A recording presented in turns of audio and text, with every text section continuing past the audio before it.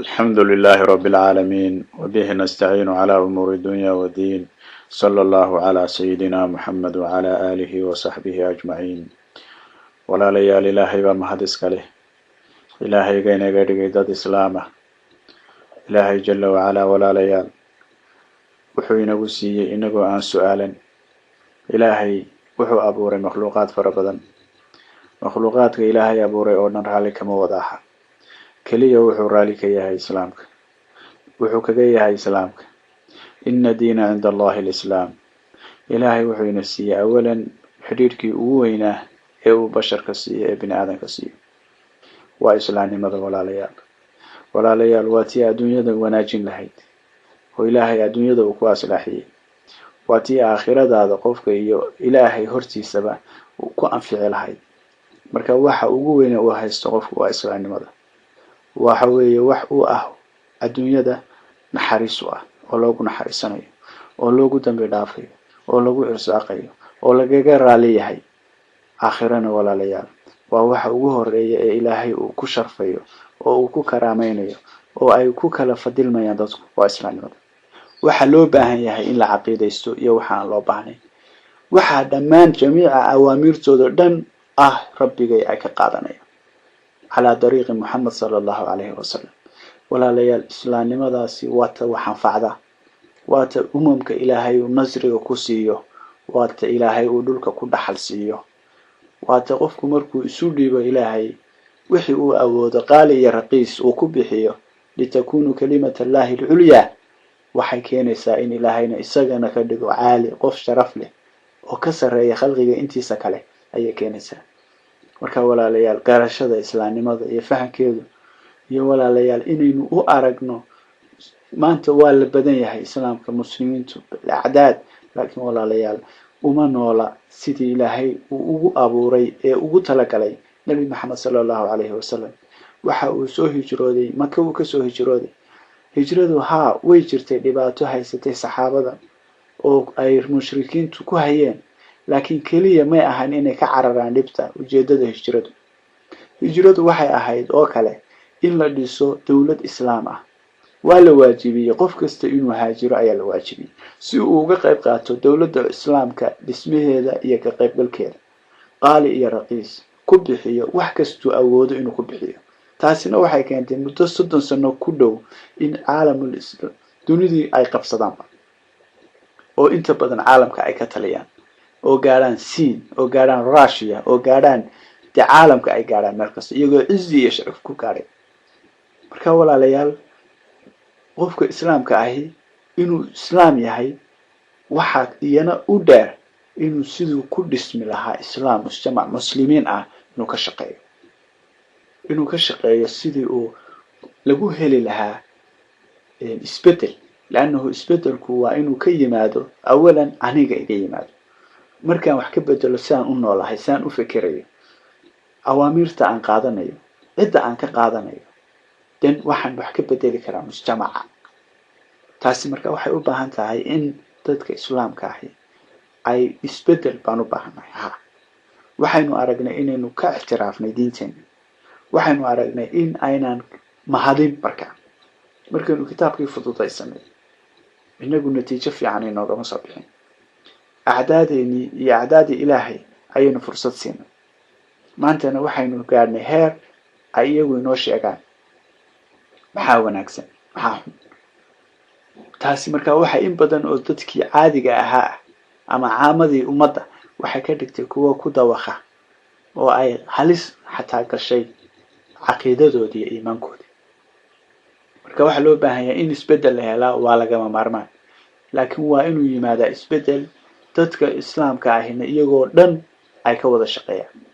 ma jiro qolo khaas ah oo la yiraahdo qoladaas ayaa maaha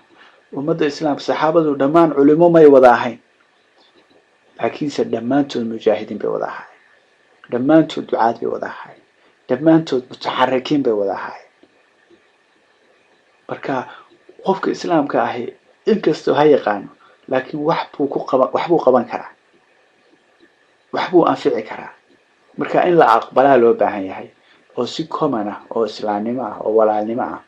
dadka islaamkii dhammaantood ay u fahmaan inay ku helayaan nasri iyo ilaahay gargaarkiisa wadajirka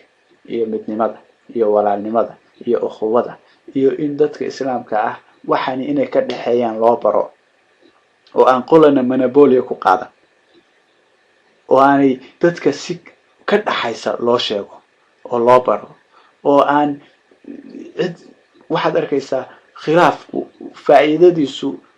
waxa ka badan khasaaradiisa marka waxaan u baahannahay inaynu helno dad walaalo ah oo muslimiin ah oo isjecel oo wax ka bedela caalamka isbedel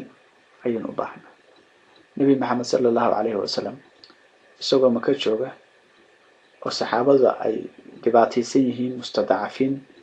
la dhibaataynayo haddana wuxuu u sheegayay inay iman doonto maalin aanay ka biqi doonin macnaha wax ku dhaca ilaa sanca ilaa xadramut qofku gabadhu ay mari doonto iyadoo aamin ah marka maxaa rasuulku u muuqatay waxa u muuqatay mustaqbalka maanta waxaan jira haddii dadku sax yihiin ama ay fikirayaan ma weyna maanta waxaan jira waa xaalad way timi sabab baa keentay haddii sababtii keentay la fahmo lana bedelo way isbedelaysaa xaaladdu automatically way isbedelaysaa لأنه عمل كأن سمينه أي إلهي لو بندقه كتبنا وحى أدونك صور نقطة أحوال لمدة حديث صالح عتاهيو قف خير بدن عتاهيو ضاعت بدن أو إخلاص بدن أو خشوع بدن أو هبينكي سوتشيد أو إلهي أتضرع أو إنده سلابة أو عربكي سكانترول أو نفتيس إلهي كحري أو قاتي أمركيسة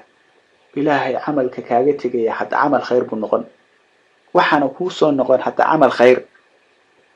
جواب خير بكوسون نقول مركا قفك السواح لو باهن يعني وحيسبدل وحكو إيمان كرا إن عادية نفط هذا عاد ديار وتحي ما مركا لا ده هاي يعني وح عادونك عاد يكتي سهل أنا وحكو بدل كرا عادية لو ما ترى لكن waxa lagu diray ina isdiibtid istaslamadi nabi ibrahim alayhi salam waxa lagu yiri adana nas hajka dadka ugu yar ya rabbi dadka qaar baan dhalan qaar laakiin waxa leeyahay adigu samee ilaahay baa maqashinaya ilaahay baa dhameystiraya ilaahay baa gaarsiinaya adigu just ficil baa laga rabaa istaslam ina isdiibtid adigu ina isbedeshaa ummaday bedelaysaa waa ina rumaysantaa aniga igu xiran tahay umadu anay ii xayiran tahay umadu ma inaan isbedelo ayaa sabab waa in umadu isbedesho waxba ay kula weynaan baadilkan laakiin ha kula weynaato ilaahay kelimadiisa nabi muuse alayhi salaam wuxuu weydiistay ilaahay oo kelimad